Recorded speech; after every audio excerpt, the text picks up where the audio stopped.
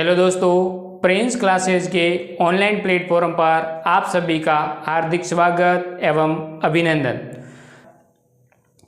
मित्रों, अर्धवार्षिक परीक्षा की तैयारी आप जोरों में होगी और अर्धवार्षिक परीक्षा आपके 12 दिसंबर से शुरू हो रही है अर्धवार्षिक परीक्षा और 24 दिसंबर तक ये निरंतर चलेगी।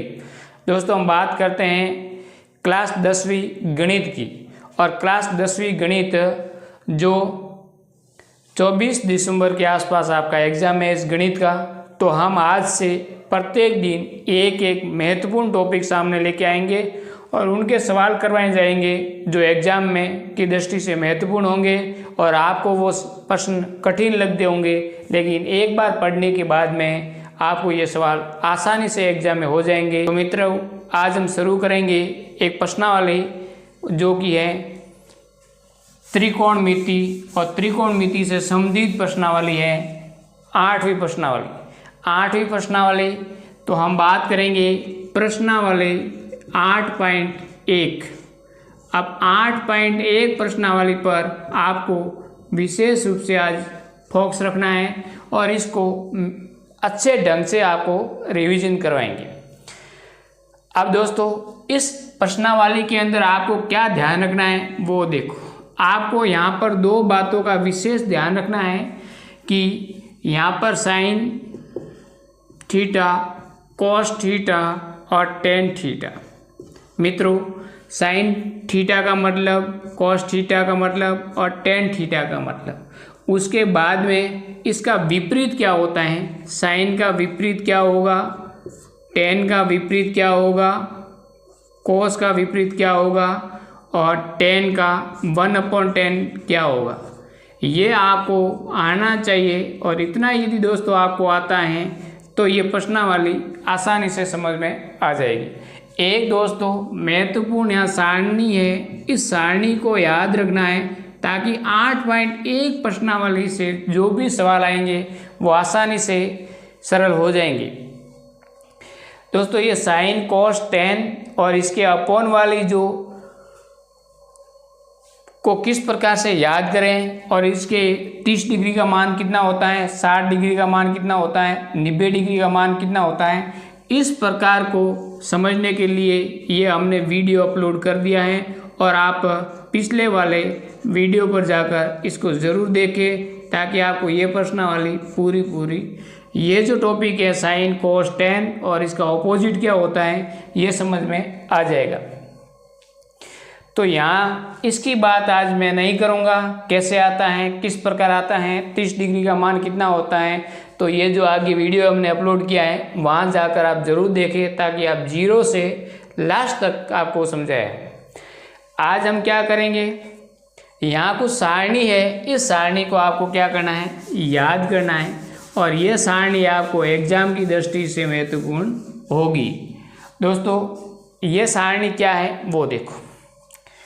एक त्रिभुज है और एक त्रिभुज है ए, बी और सी। दोस्तों, ये 90 डिग्री का कोण है और 90 डिग्री का सामने वाला कर्ण होता है, हाइपोटेन्यूस एच। ठीक, उसके बाद में ये आधार है,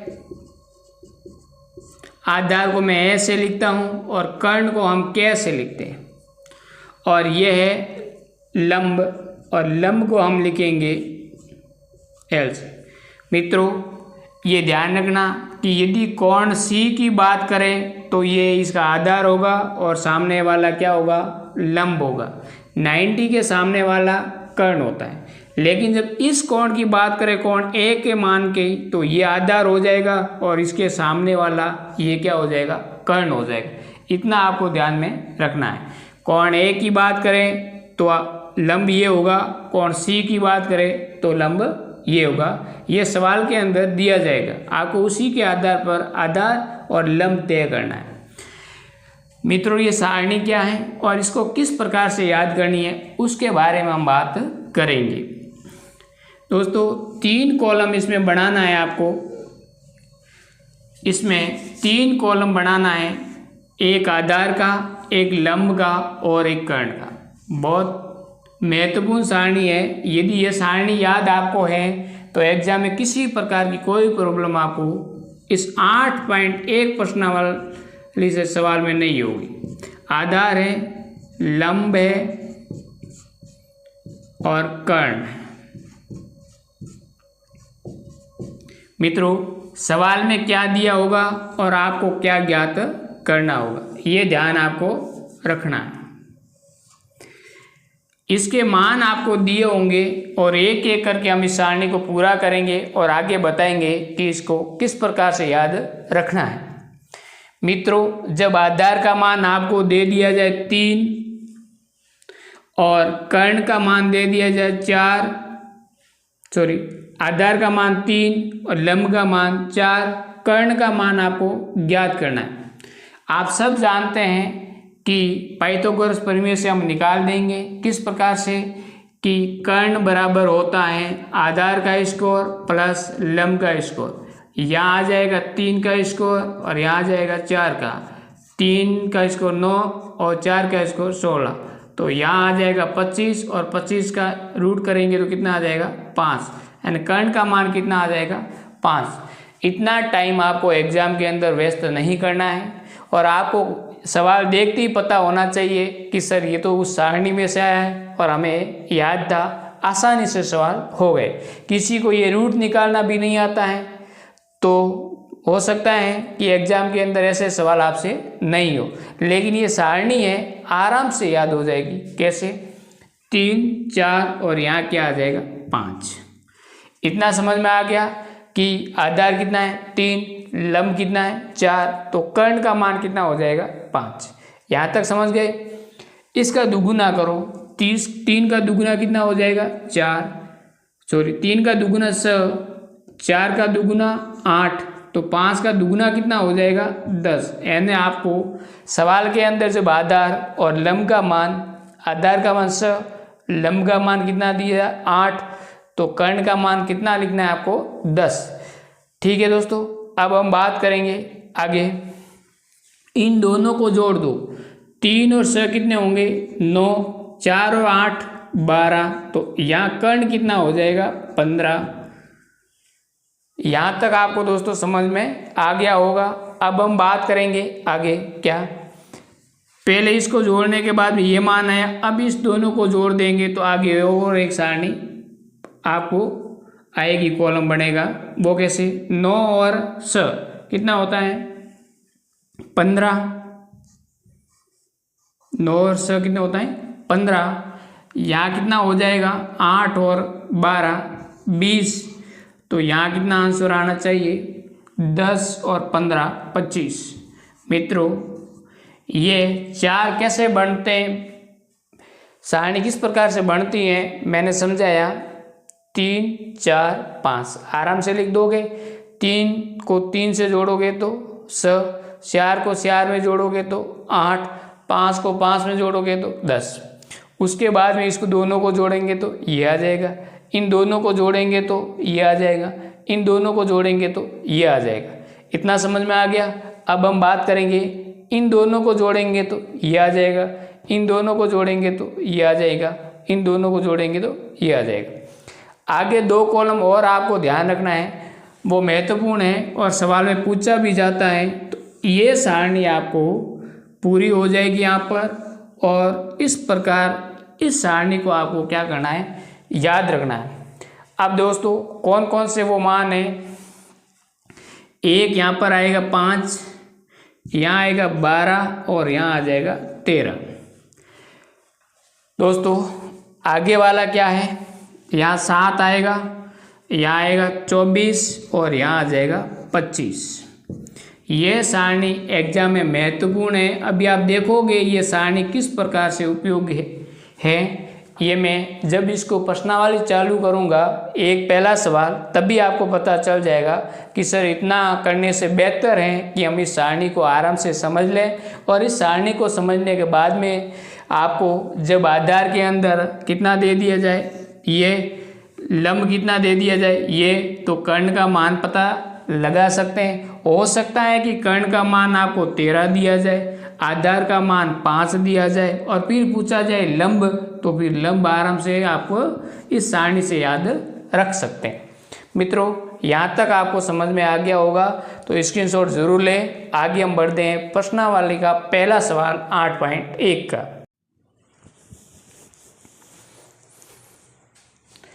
दोस्तों, प्रश्नावली 8.1 का जो पहला सवाल है वो इस प्रकार है और इसका सही ढंग से आप इस सवाल को पढ़ना है और फिर क्या करना है, आंसर देना है। क्या कहा गया है सवाल में, एक त्रिभुज है ए बी सी, मतलब आपको पहले एक त्रिभुज बनाना है ए बी और सी, ए बी और सी एक त्रिभुज बनाना है और बी समकोण है, मतलब इस बी के पास कितना डिग्री कोण होगा, 90 डिग्री।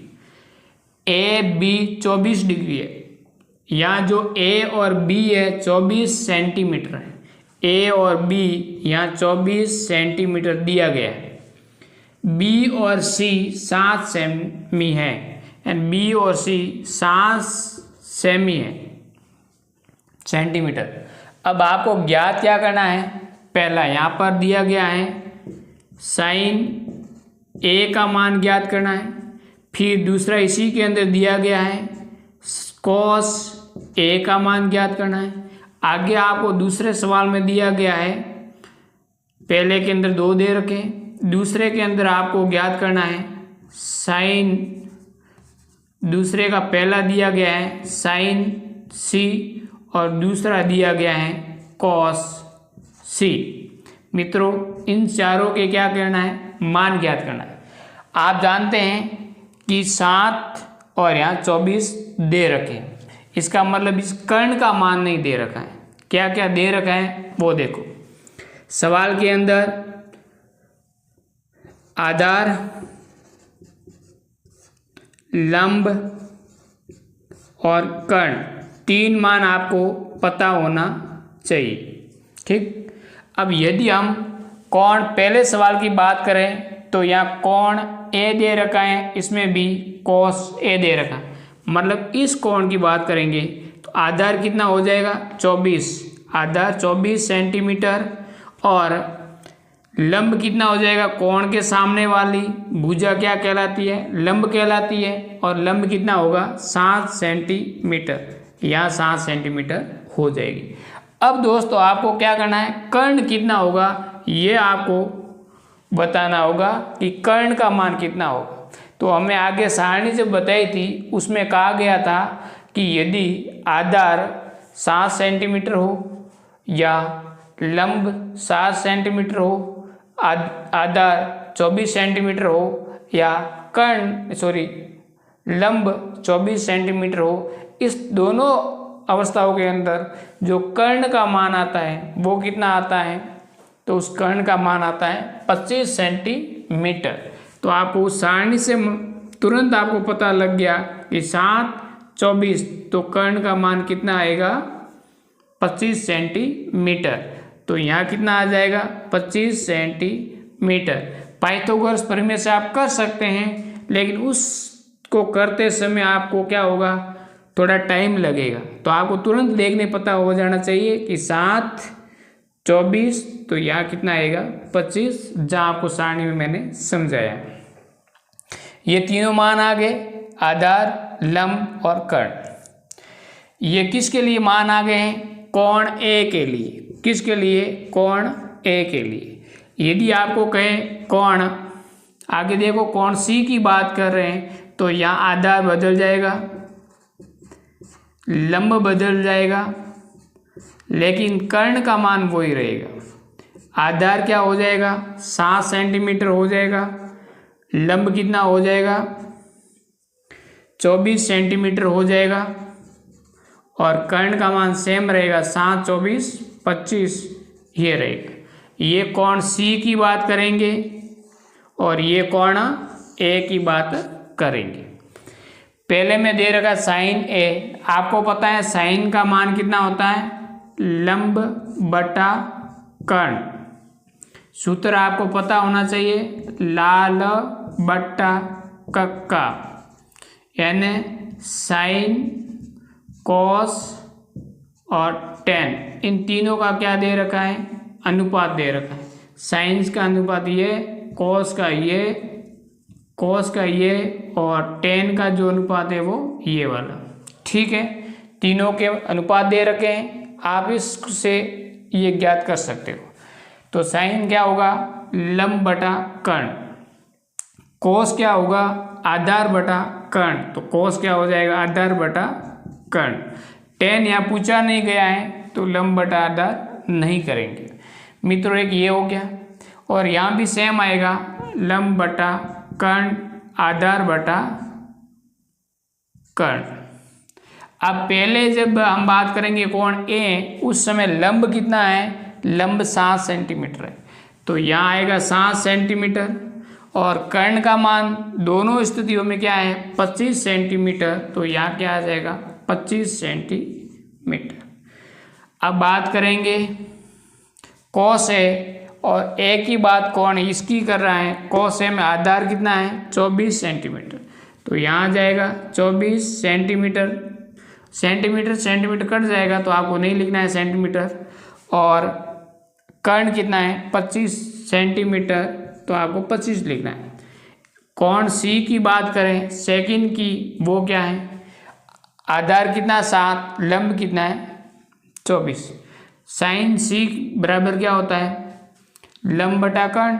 लंब का मान दे रखा है यहाँ पर 24 सेंटीमीटर, और कर्ण का मान दोनों स्थितियों में समान होगा 25 सेंटीमीटर। सेंटीमीटर कट जाएगा, इसलिए आपको केवल संख्या लिखनी है। कॉस सी एंड कॉस सी में क्या होता है, आधार इसमें कौन सा है, 7, तो यहाँ 7 आ जाएगा आधार, और कर्ण कितना आ जाएगा 25, तो यहाँ कितना आ जाएगा 25। दोस्तों यहाँ सेंटीमीटर इसलिए नहीं लिखा कि यहाँ ऊपर भी सेंटीमीटर नीचे भी सेंटीमीटर कट जाएंगे आपस में, तो आपको ये नहीं लिखना है। यहाँ तक आपको समझ में आ गया होगा कि पहले का आंसर कितना होगा, दूसरे का आंसर कितना होगा। और जो आपको कहा गया है कोण यदि ए की बात करें तो ये वाला लोगे, और कोण सी की बात करें तो ये वाला लोगे। दोस्तों पहला सवाल समझ में आ गया होगा, और इसका ये आंसर हो जाएगा। वीडियो को लाइक शेयर सब्सक्राइब करना दोस्तों करना नहीं भूले। इस प्रकार से हम अगले सवाल की बात करेंगे, स्क्रीनशॉट जरूर लें।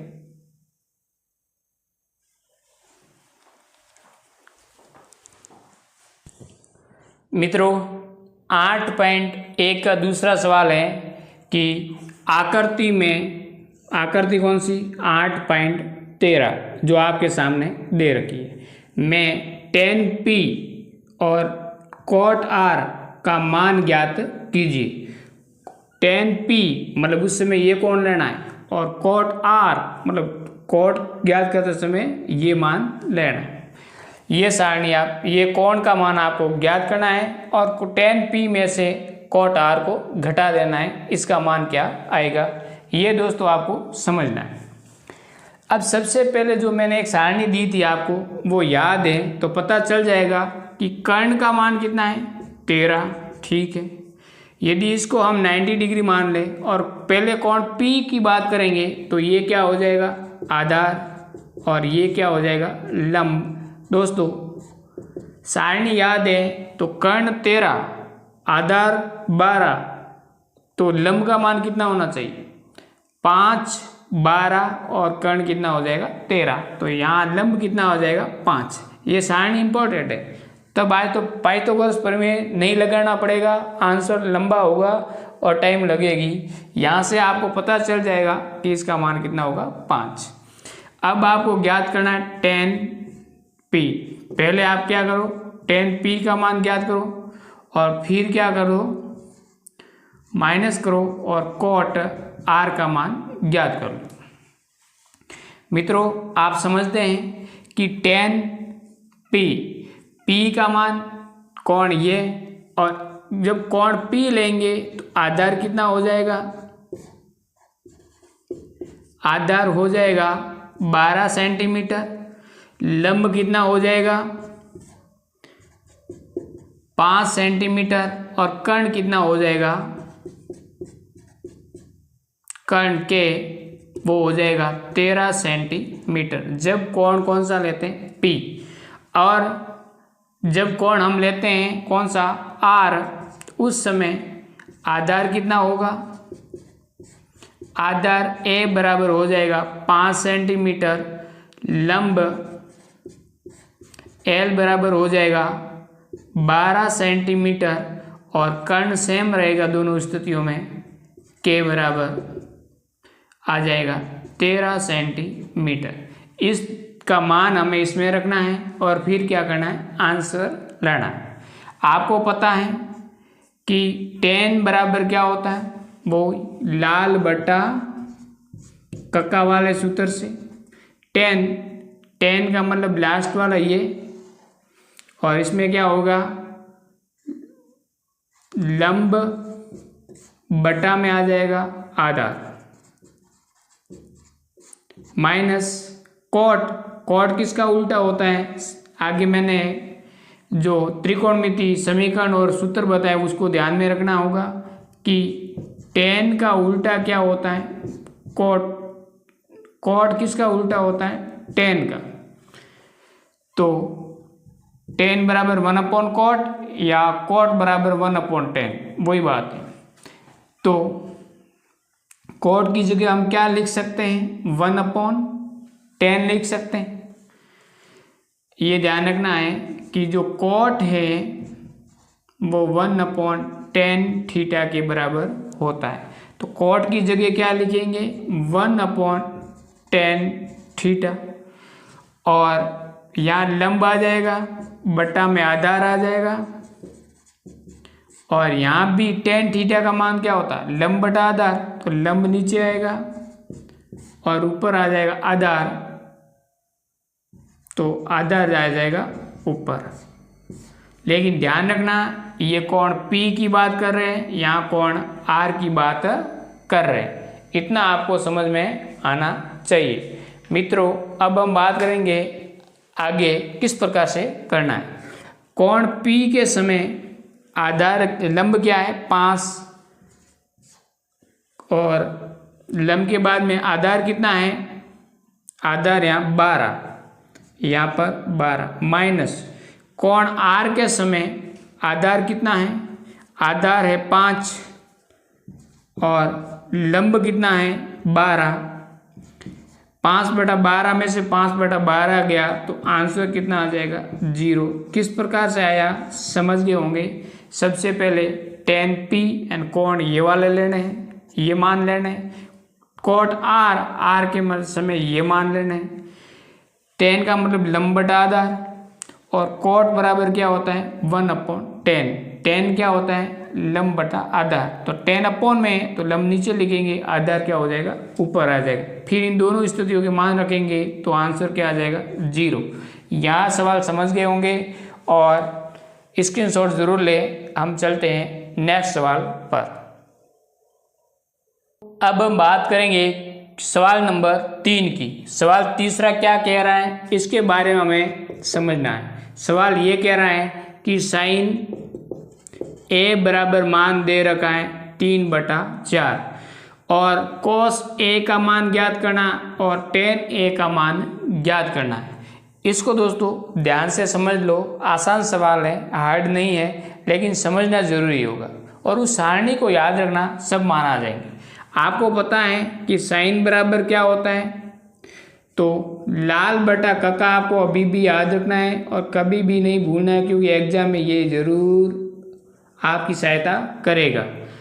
साइन लंब बटा कर्ण, तो यहाँ आप लिख सकते हो लंब बटा में क्या आएगा कर्ण, बटा में क्या आ जाएगा कर्ण, और इसका मान कितना दे रखा है लंब बटा कर्ण। लंब का मान दे रखा 3, कर्ण का मान कितना दे रखा 4, यानी आपके दो मान मिल गए हैं, एक तो लंब मिल गया है और आपको दूसरा कौन सा मिल गया है कर्ण मिल गया है।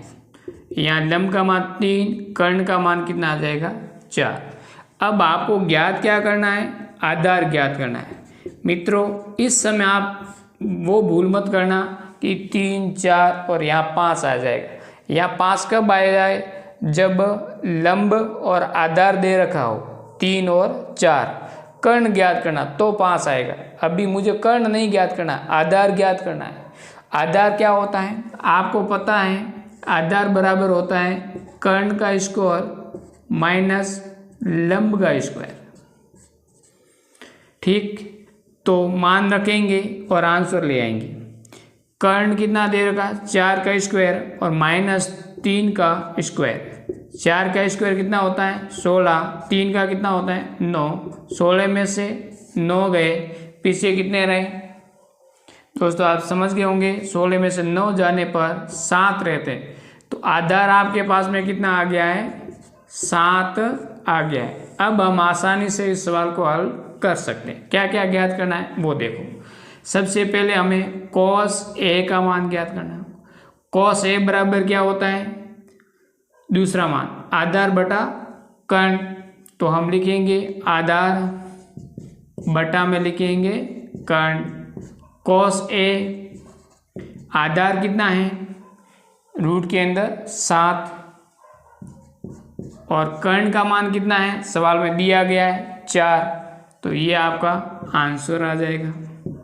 दूसरा मान क्या ज्ञात करना है, 10 A, 10 का मतलब क्या होता है लंब बटा आधार, तो यहाँ लिखेंगे 10 A लंब बटा में क्या आ जाएगा आधार,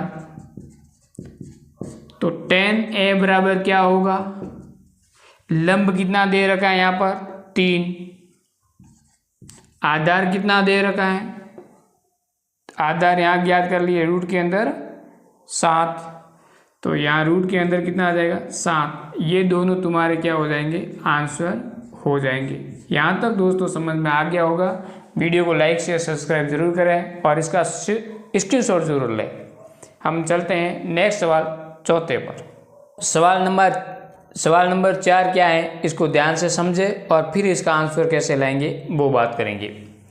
दोस्तों दे रखा है 15 cot A का मान 8 दे रखा है। ठीक है, यहाँ दे रखा है 15 cot A बराबर 8, तो cot A बराबर कितना हो जाएगा, 15 नीचे चला जाएगा, 8 बटा 15। आपको cot किसका उल्टा है ये ध्यान होना चाहिए। तो आपको पता है कि tan का उल्टा क्या होता है, cot होता है। tan का उल्टा क्या होता है, cot होता है, या cot का उल्टा क्या होता है, tan होता है। तो आप लिख सकते हो कि cot बराबर क्या हो जाएगा, cot बराबर क्या हो जाएगा, cot A बराबर हो जाएगा tan A हो जाएगा। ध्यान रखना, tan यहाँ लिखो तो cot यहाँ जाएगा, cot यहाँ लिखो तो tan यहाँ हो जाएगा। आपको सवाल में दे रखा cot, तो cot बराबर 1/10 होगा। ज्ञात क्या करना है, sin A का मान, और दूसरा ज्ञात करना है sec A का मान। तो हम सबसे पहले sin A ज्ञात करेंगे और उसके बाद में करेंगे sec A का मान। यहाँ से देखो कि tan बराबर क्या होता है, सूत्र पता होना चाहिए, लाल बटा का, तो क्या होता है लंब बटा आधार, लेकिन ये बटा में दिया गया है तो ध्यान दे